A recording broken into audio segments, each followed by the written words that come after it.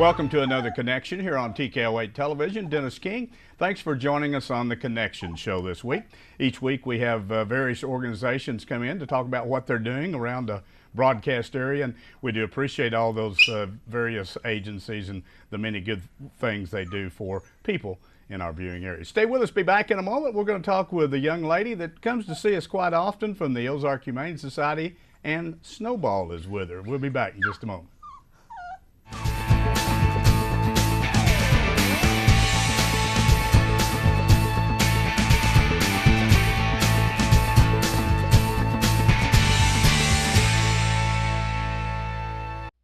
Stop in at White Oak Station on Capps Road in Harrison and fill up with Shell gasoline, the highest quality gasoline with more miles per gallon, saving you money.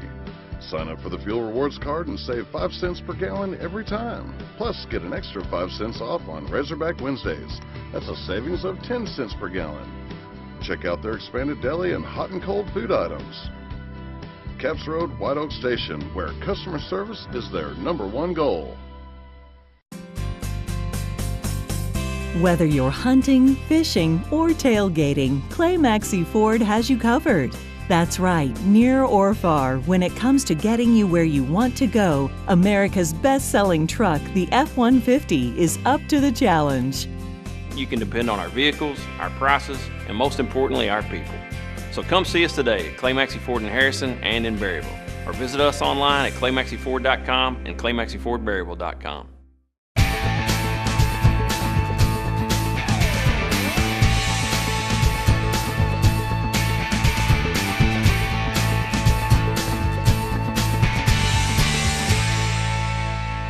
Back on Connection here on TKO8 Television. Our first guest in the studio is Michelle Roust with the Ozark Humane Society, and Snowball, where Snowball's wanting to get out of here on us. We have a very vocal special guest this morning.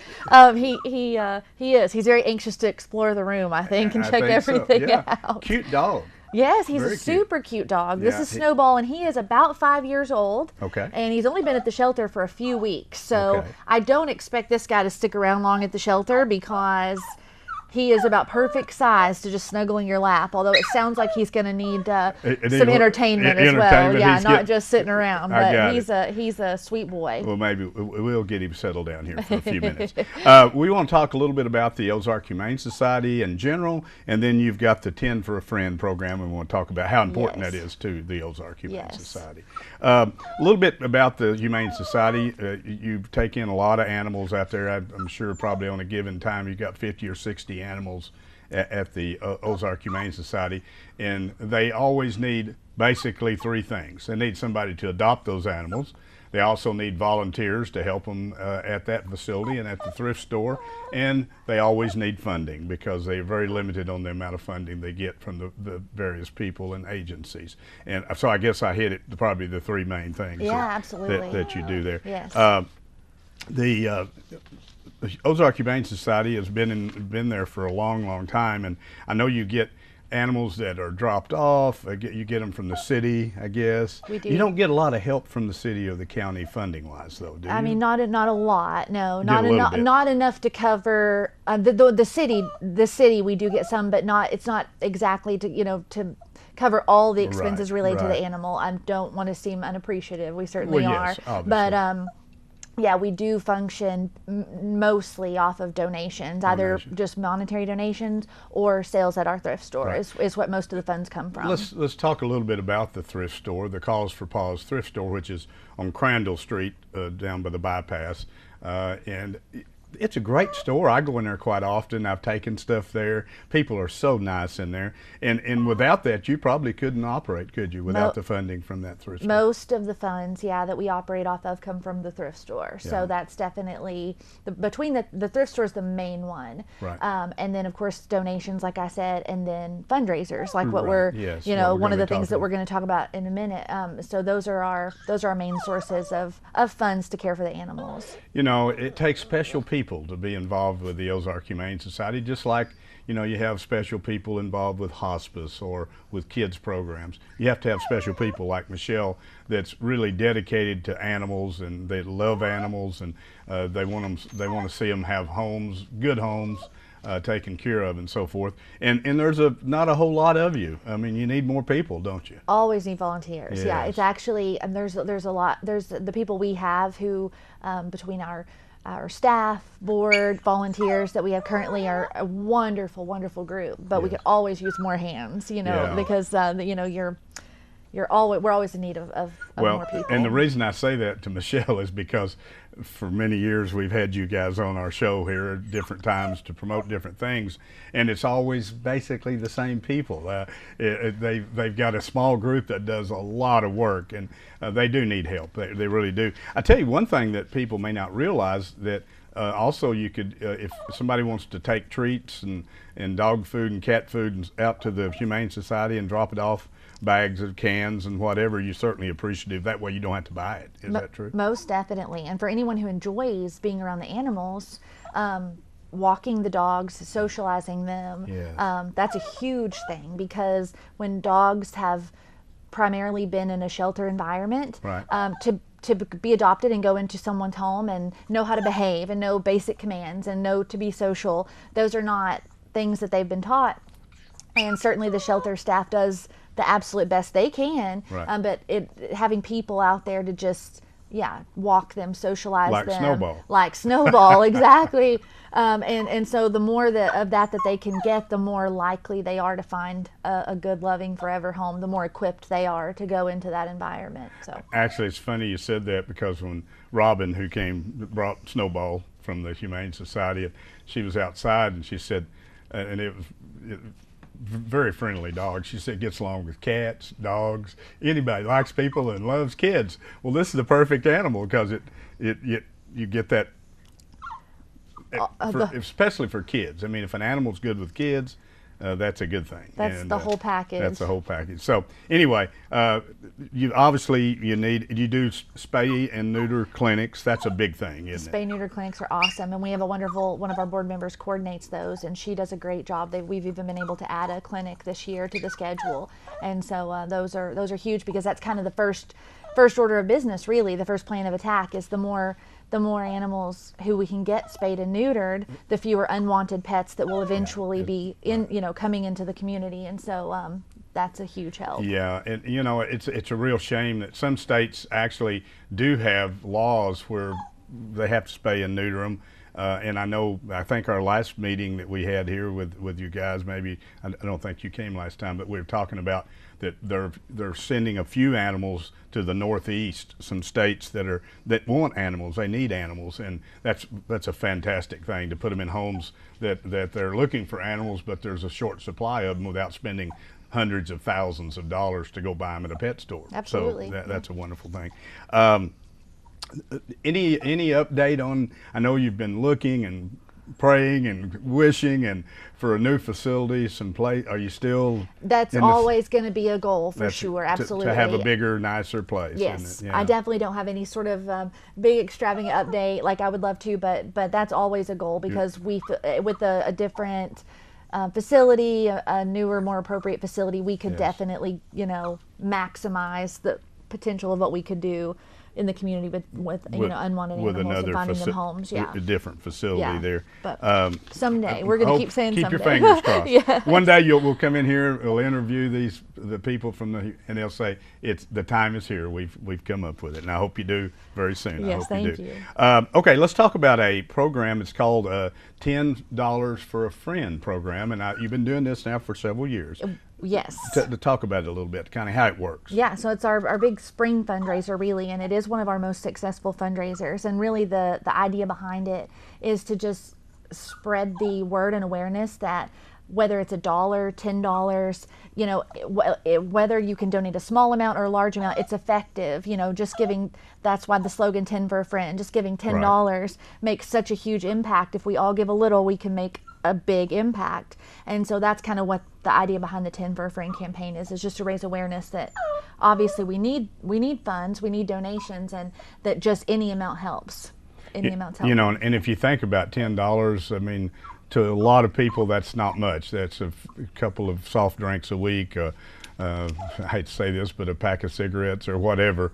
If you could just give them a little bit, they can take that little bit and go a long ways with a lot of people giving a small amount of funding. So it really is. It may not seem like a lot, but they do very well with their campaign. You kind of try to push it through the month of May, is that? We do. We try to push it through the month of May. Now, during the month of May, the ways that you can donate are, if you go to our Facebook page, which is just good to do anyway, because that's where we post all of our updates, our adoptable pets, Right. everything like that. There's a link on there that you can donate through our PayPal. Okay. You can also mail in a donation to P.O. Box 542, and that's Okay. Harrison, Okay. or drop off donations at our thrift store or at the shelter.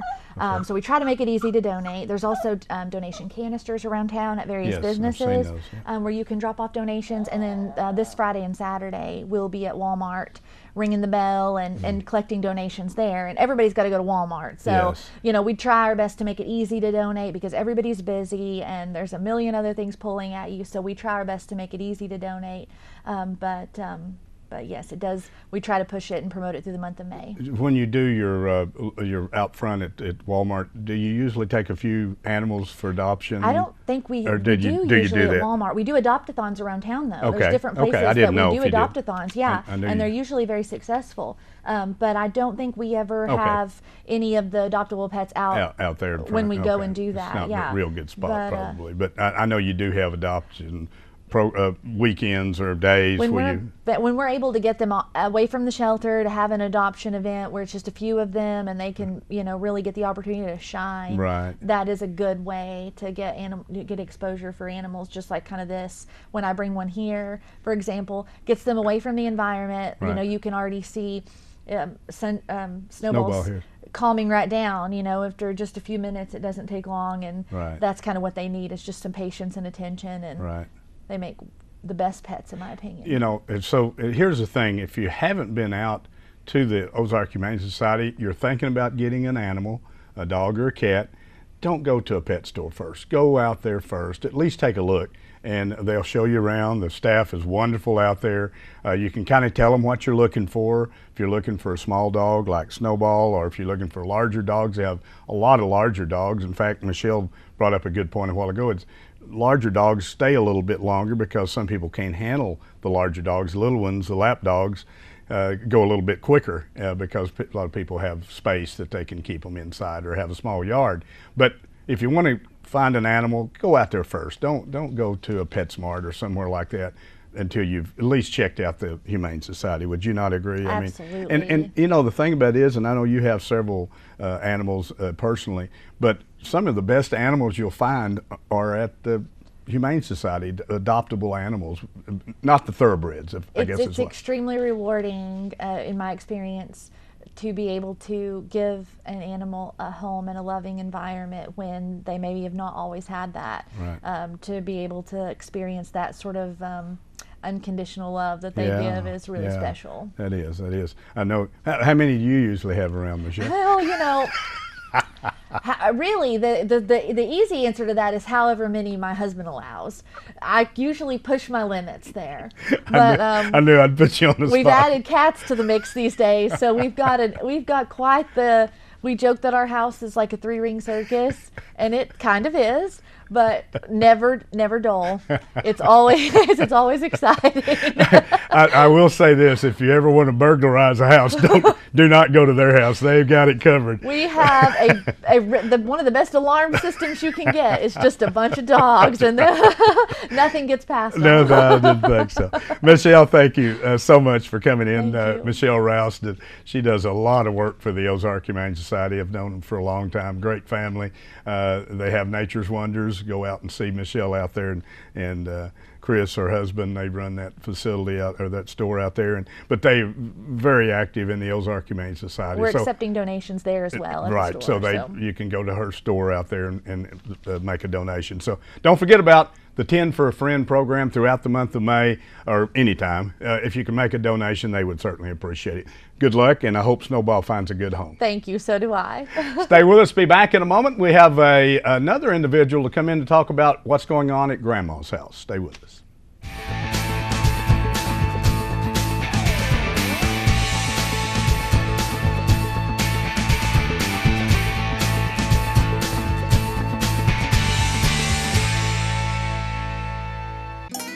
We all need the help of a pharmacy from time to time. Sullivan Pharmacy would like to thank all their customers for supporting them as an independent local pharmacy.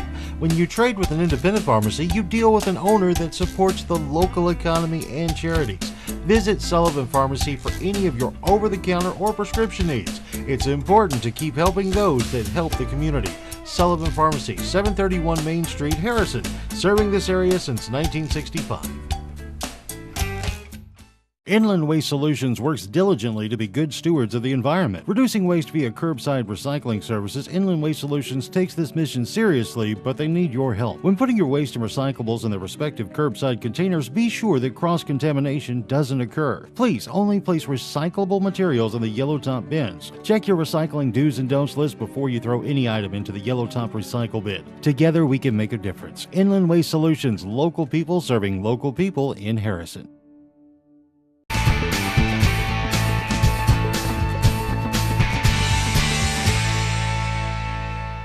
Back on Connection here on TKO8 Television. Dennis King, thanks for joining us on the Connection Show this week. Our next guest comes to see us quite often from Grandma's house, Cody Tatum, and we always ask, can Cody come over?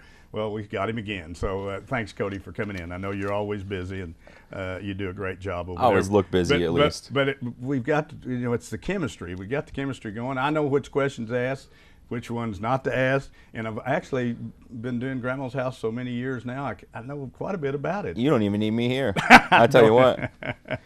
Well, I do need you here, yes, for sure. Let's again, I always like to kind of, because you never know, we may have new viewers that haven't seen the show or haven't seen you here. Tell them a little bit about Grandma's house, kind of where you're located here in Harrison, and we're going to talk about another location coming up very soon. You'll be your third location, actually. Absolutely. So, yeah, Grandma's House, we're a 501c3 nonprofit organization. We're a children's advocacy center. One of about, I think, 16 in the state now. They've opened quite a few more, which is fantastic. Yes. So, what we do is really provide a holistic response and approach to the investigation of child abuse, particularly sexual abuse, making sure that the investigation process is done in a way that's ultimately best for the child and family, but also sound for the investigating team so that they have everything they need to help out while also supporting that family and kid. And then we really walk through that process with them with advocacy services and our therapy services to really address the trauma they may have experienced and make sure that they, not only walk away from it okay, but, healed and ready to live a happy life. I know, as we always talk about, there's so many different agencies that cross over each other, that interact, if you will, and you're obviously no different.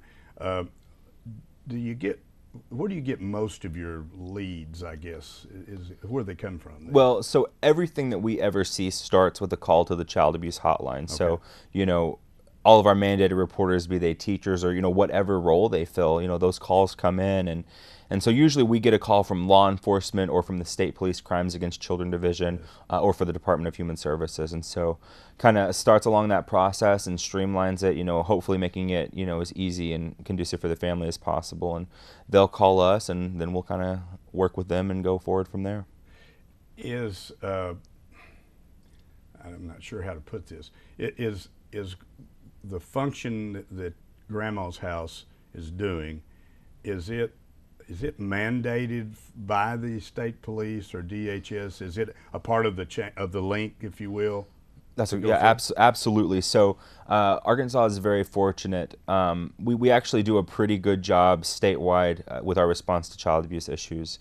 And so there is a state law that makes our facility and facilities like us a part of this process. Okay. And what that shows is that we've really learned and we're continuing to learn and understand how important investigating these crimes correctly is, but also not forgetting that we're working with families and we're working with children. And so it is something that, they're very strongly encouraged to bring them to us. And there are certain circumstances, of course, that pop up where it's just not possible.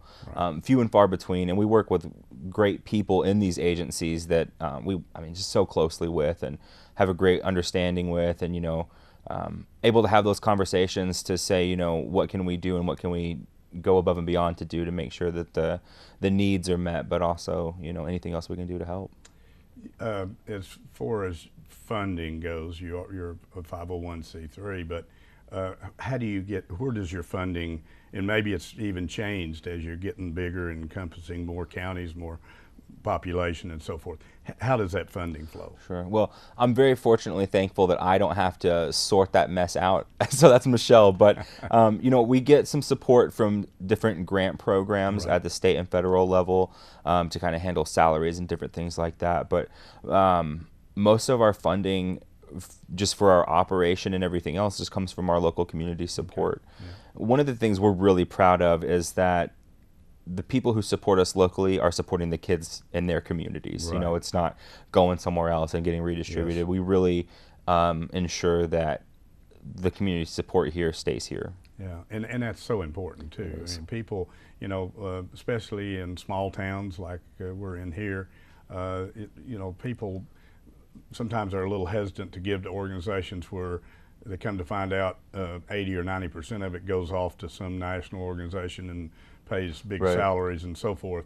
But if their funding that they give, no matter how small, no matter how large, if it stays locally and helps local people, they're much more intent to just keep giving to those programs. Absolutely. And I knew you had grant monies. I knew that Michelle told me a long time ago that she goes after grants at the federal level and state level. So I assumed that a big majority of it had to come from that in order, because you got your staffing. I mean, you've grown so much over because of the numbers. And let's talk a little bit about that. It's one thing that I think when you told me this maybe as a year ago, I can't remember exactly, but when Cody, now he goes out and actually goes to the schools and he's working with counselors and administrators, and I know you've advanced out into different schools around the area. Is that correct? Absolutely, yeah. So, it's been a growth from when we first stepped in here, 2009, 2010, 30, 40 kids that year. 2017, we saw 311. And then last year in 2018, it was 424. Wow. So, yeah, I mean, that's a tremendous jump in a year. And, like you said, I think part of that really is that we're reaching kids that hadn't been reached before. And the realities of this, Dennis, are that about 1 in 3 kids tell while they're still children. And so I'm hoping that that's shifting to 2 and 3. And that's kind of the reason that we're kind of seeing that presence grow. But it's getting out into the schools, it's getting out into these organizations that welcome us in to speak. And I tell them every time we talk about this, the world gets a little safer. It may just be a touch, but the more we know about it, the safer we can make our kids. This is something that thrives in the darkness, it thrives in secrecy, and when we take that away, it's a lot harder. It's kind of ironic. We're sitting here, we're talking about young people, youth, children. For those of you watching the show, if you ever watch national news, over the last 2 or 3 years, I would say, probably, you are seeing and hearing more and more high-profile athletes, high-profile politicians, judges, church programs, whatever, where individuals that were abused 10, 20 years ago, even longer in some instances, are just now coming forward and saying, yeah, we were abused and on a regular basis or numerous times or whatever. In programs like Grandma's House and even, crimes against children programs through the state police in different states have them, it's gotten better. So recognition of the problem, it's kind of what we're talking about here. Just your numbers alone. Absolutely. I think you make a great point there. And the reality of this is I tell kids and families, I can't pretend to understand what you've gone through. It's something I try to help with. But, I've met adults who were kids who never told that said, well, he was the most prominent person in the town. Everyone loved him. Well, who's going to believe? Who are you going to believe? A kid or this person who everyone holds on a pedestal. But the more people, and especially when prominent people come forward and reveal that, it's such an empowering thing for all of our kids. So I think, nationally, we've got a ways to go, but I think it's getting better for sure. I think so too. People are realizing that nobody's above the law. We're all human beings, and we should be treated that way. And absolutely, I think the more exposure, obviously an embarrassment to people that get caught, but that's the way it goes. And the more exposure we have, and particularly in programs like Cody going out and working with the schools and saying it's okay. You know, you can talk about it. It's okay. Let's talk about it now, not 20 years down the road. Absolutely. And so it's very important. Got an event. Speaking of fundraisers, got an event coming up. Let's talk a little bit about the you call it the Color Run. The Color Run. It's our 3rd annual Color Run Color too. Run, So yeah. it's doesn't seem like it's been 3 years we've been doing it, but hopefully Wow. we're getting good at it. So yeah, for people who don't know, the Color Run is it's a fun run and walk. Okay.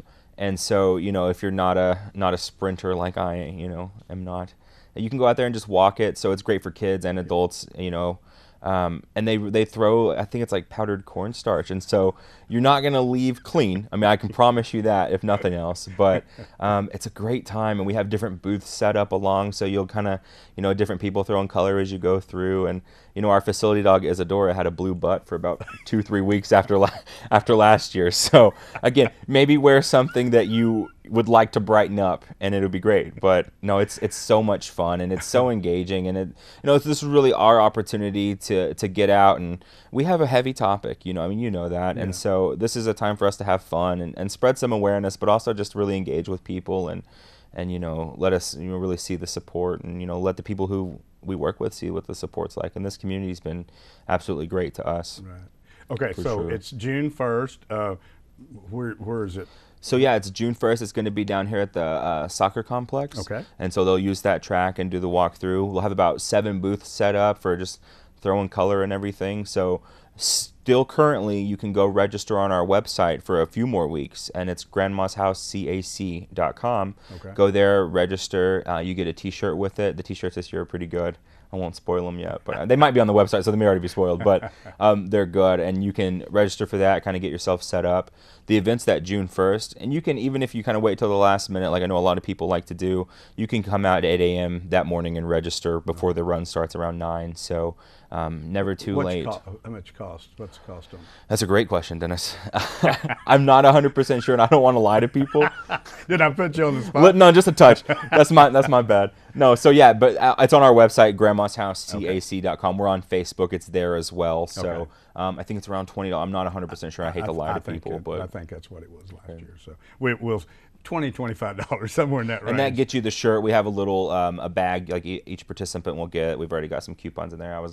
I may have been peeking through the bags a little bit, but no, it's super fun, and it's a unique environment. I mean, it's not every day that you just get to walk out there and you're just running through a rainbow the whole day. It's a lot of fun. Sounds like a lot of fun.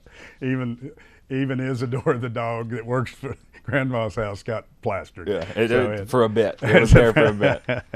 Well, I hope you have a successful. I know it's not only a fun event, but it's also a fundraiser for Grandma's house. And again, all that money stays right here in the community. And what a great job you guys do. I mean, I respect you so much for what you do. And tell Michelle one of these days she's got to come back. Now, she can't come back when she's going to retire, because we saw each other the first year. You don't want I can't do the ending part of it. So tell her to come and see us. Oh, Cody, cool. thank you for taking time out. Good Absolutely. luck. We'll help promote your color run coming up on June 1st. Don't forget about it. Go on the website, pre-register if you will. That way you can get your T-shirt and everything. Or if you don't know for sure you're going to be in town, June 1st, 8 a.m. Go down to the soccer complex, and You won't be the only one. You'll be right. You'll be right along with a lot of other people. It's like me; Absolutely. they usually wait till the last minute. Thanks again. Good luck with the color run, and continue your great work with Grandma's house. Thank you, sir. Thanks for being with us on the Connection Show this week. We hope we got some information to you, perhaps you didn't know about, and we always enjoy being a part of your home and your community. See you again next time.